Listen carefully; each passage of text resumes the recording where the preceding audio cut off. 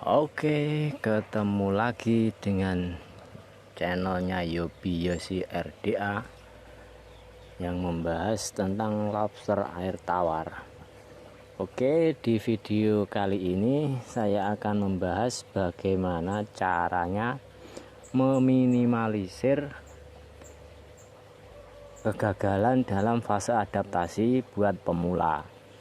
Tapi walaupun buat pemula, video ini juga saya tujukan buat penjual ataupun siapa saja, master ataupun suhu lobster yang dimana dia sudah menjual indukan gitu loh.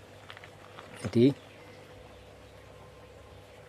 yang seperti kita ketahui ya, kalau lobster itu dijual yang sudah besar, maksudnya itu kan ada yang dijual secara indukan, ada juga yang dijual secara konsumsi. Nah, di situ bedanya itu banyak, beda di harga juga, beda di perlakuan juga beda. Itu. Makanya di video ini nanti mungkin agak panjang karena banyak yang akan saya bahas.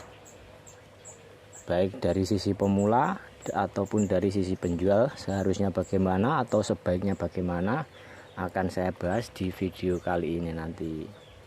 Oke, simak terus sampai akhir supaya tidak gagal paham.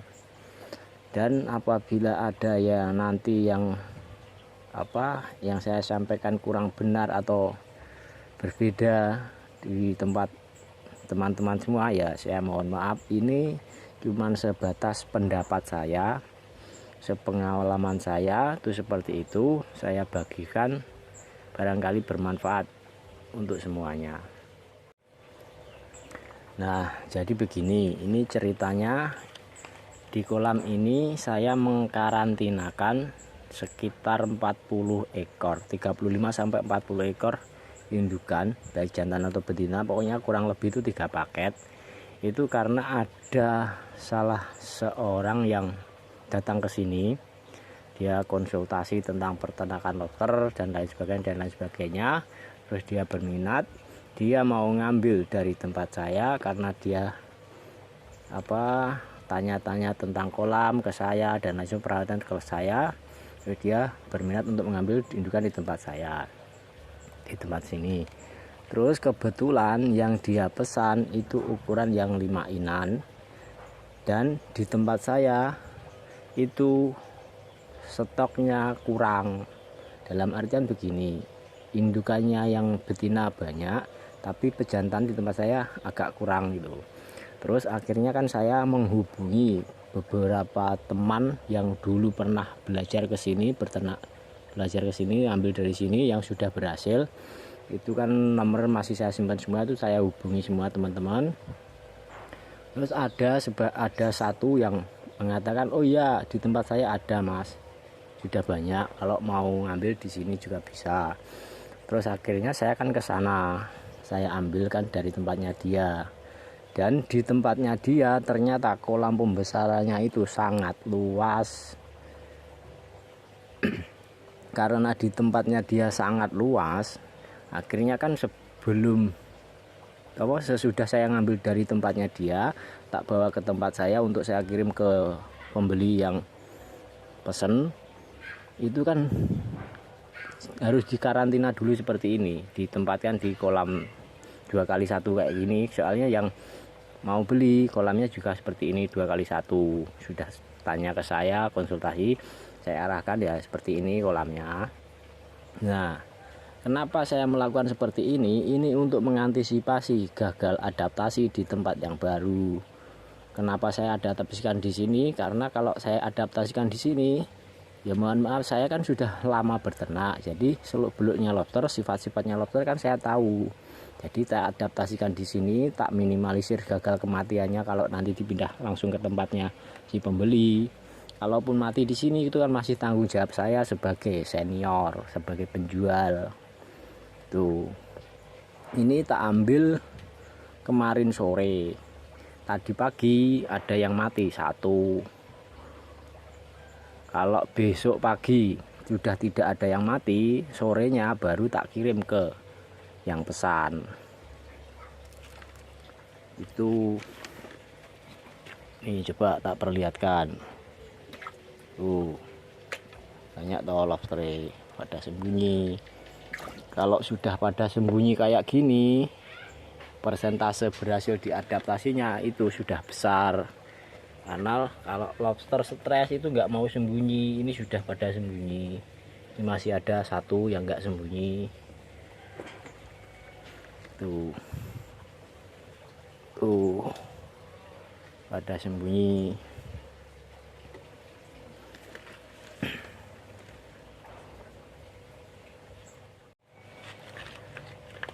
Terus alasannya kenapa saya mengkarantinakan di tempat saya, itu menurut saya loh ya, itu perasaan saya sebagai sebagai orang yang sudah bisa dikatakan senior lah. Saya kan sudah berternak lama, itu saya punya tanggung jawab, punya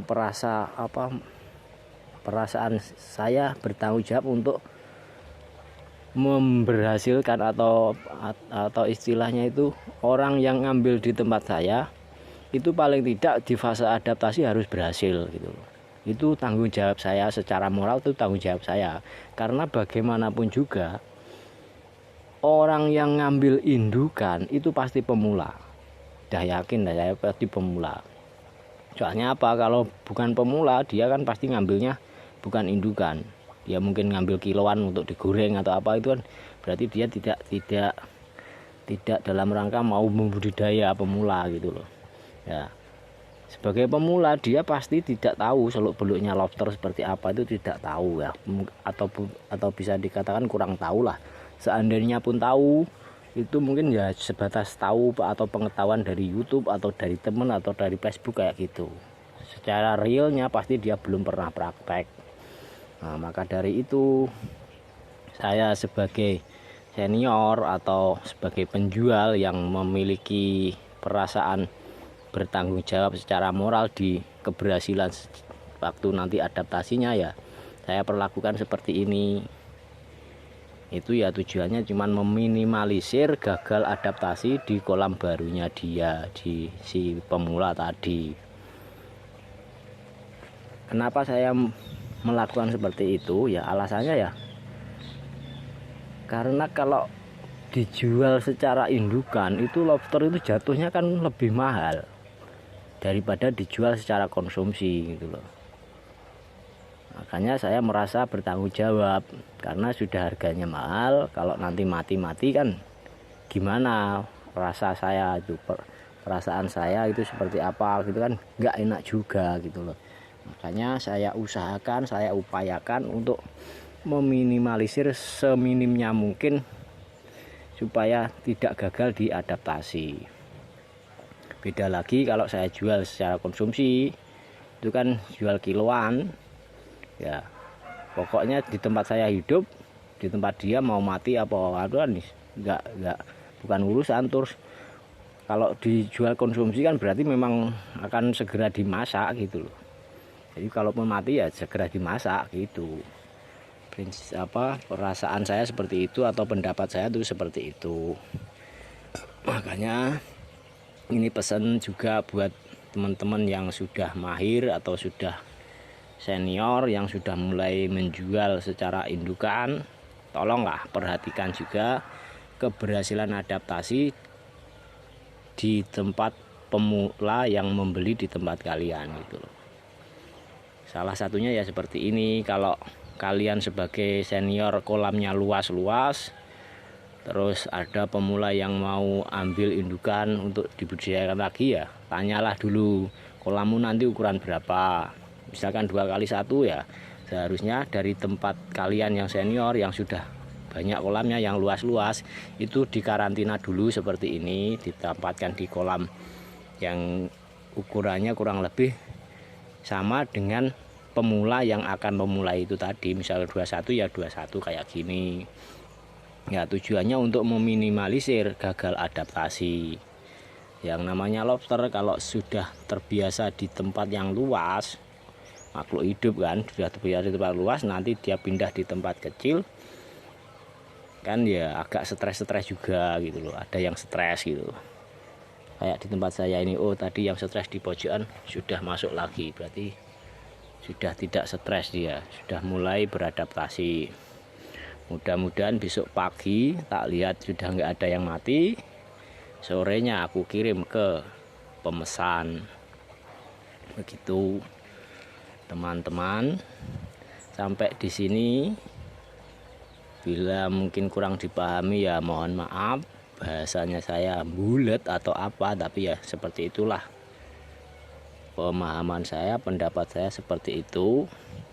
Terus saya pesen juga buat pemula-pemula, kalau beli dari tempat yang sudah senior itu, barangkali berkenan si seniornya, tolong kayak gini juga diperhatikan, maksudnya kalian mau pakai kolam berapa gitu, kalian bilang aja ke tempat yang penjual biar dikondisikan gitu, supaya kemungkinan gagal adaptasinya itu kecil.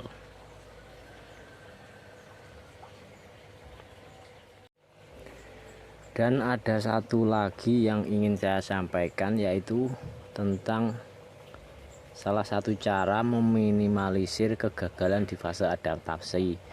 Jadi dulu saya nggak tahu juga awalnya seperti apa, maksudnya saya meniru siapa itu saya juga nggak tahu. Seingat saya itu cuma feeling. Jadi begini, pertama saya menerapkan itu ketika saya ngambil dari Tulungagung, saya masih belajar. Itu saya minta ke ke peternaknya itu, yang saya datangi di Tulungagung itu, saya minta 1 botol aqua kecil itu yang 600 ml. Itu saya minta air kolamnya dia. Itu saya bawa pulang, saya pakai untuk membasahi lobsternya ketika sampai di rumah saya. Jadi lobster sampai di rumah saya taruh di bak, terus saya basahi pakai air kolam yang asli yang saya bawa dari Tulungagung, air kolam aslinya si lobster itu. Itu feeling saya, cuman perasaan saya, feeling saya itu mungkin nanti akan berhasil untuk mengurangi kegagalan di adaptasi gitu. Dan ternyata memang benar gitu, lobsternya pada hidup. Soalnya sebelum itu saya juga pernah mengalami kegagalan, lobster saya mati. Lobster saya yang baru beli itu mati semua, tinggal 1 ekor. Itu pas awal-awal saya belajar beternak itu seperti itu.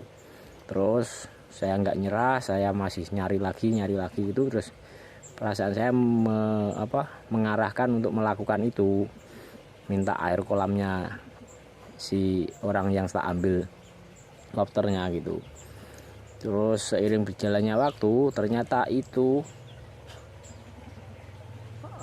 sama dengan teori aklimatisasi. Dalam bahasa apa itu aklimatisasi, katanya itu prakteknya sama seperti yang saya lakukan itu, yaitu minta air kolam terus saya bawa pulang untuk membasahi si lobsternya itu. Karena lobster kan dalam perjalanan kan darat, dalam kardus atau styrofoam. Sampai di rumah dibasahi pakai air kolam aslinya tadi. Nah, dari sini jadi mungkin pemula-pemula yang baru belajar beternak, kalau datang ke tempat yang sudah banyak kolamnya, ya salah satu untuk mengurangi gagal adaptasi itu ya pakai itu, air aklimatisasi itu.